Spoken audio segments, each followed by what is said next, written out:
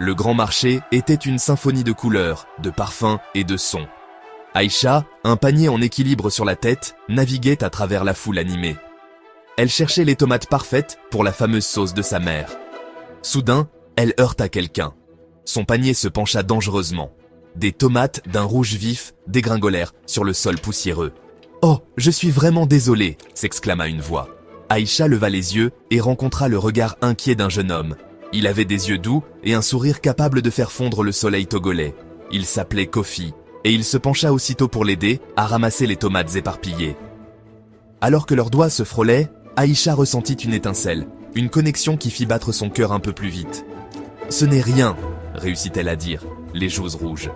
Kofi insista pour remplacer les quelques tomates qui avaient été écrasées.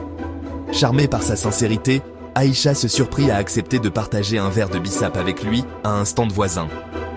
Alors qu'ils étaient assis à siroter la boisson sucrée à l'hibiscus, le bruit du marché s'estompa.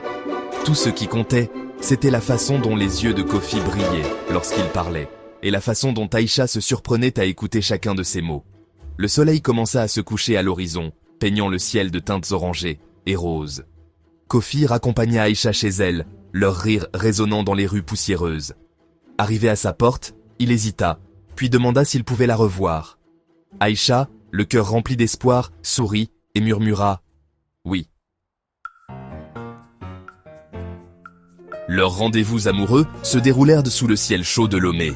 Ils se promenaient main dans la main le long de la plage, les vagues murmurant des secrets au rivage. Ils partageaient des repas simples de poissons grillés et de fufus, leur rire se mêlant au rythme des tambours d'une fête lointaine. Kofi, un menuisier talentueux, rêvait d'ouvrir son propre atelier. Aïcha, le cœur plein de compassion, voulait devenir infirmière. Par une nuit étoilée, alors qu'ils étaient assis sur le balcon du petit appartement de Kofi, il se tourna vers Aïcha, ses yeux reflétant les lumières scintillantes de la ville. « Je veux nous construire une maison, Aïcha !» avoua-t-il, la voix rauque d'émotion. « Un endroit où nos enfants pourront courir et jouer, un endroit rempli d'amour. » Le cœur d'Aïcha débordait de bonheur. Les rêves de Kofi étaient en ses rêves, son avenir le sien. Ils travaillèrent dur, économisant chaque franc qu'ils pouvaient.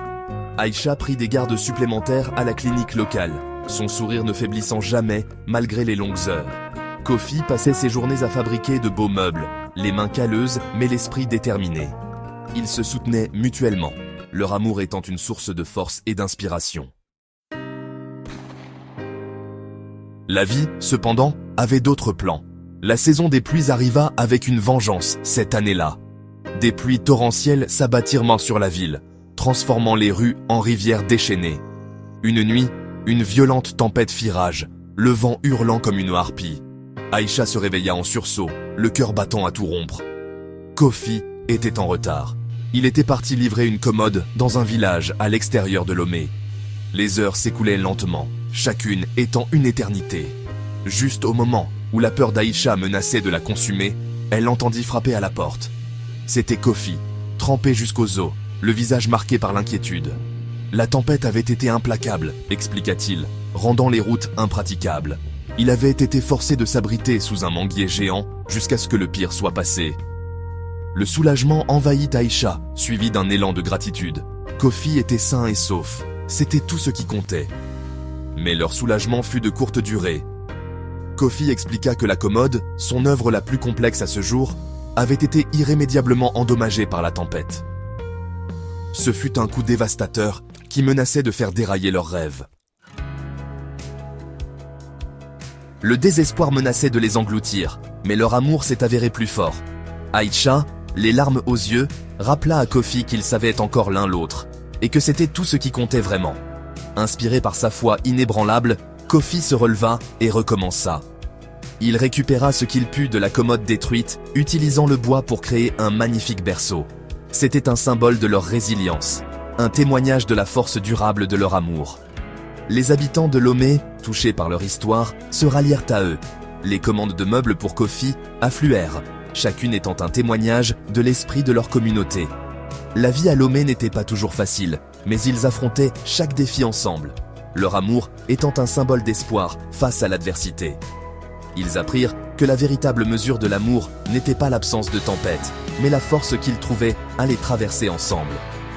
Et alors qu'ils se tenaient en la main, regardant le soleil se lever sur le golfe de Guinée, ils savaient que leur histoire d'amour, tout comme leur Lomé bien-aimé, commençait à peine à se dérouler.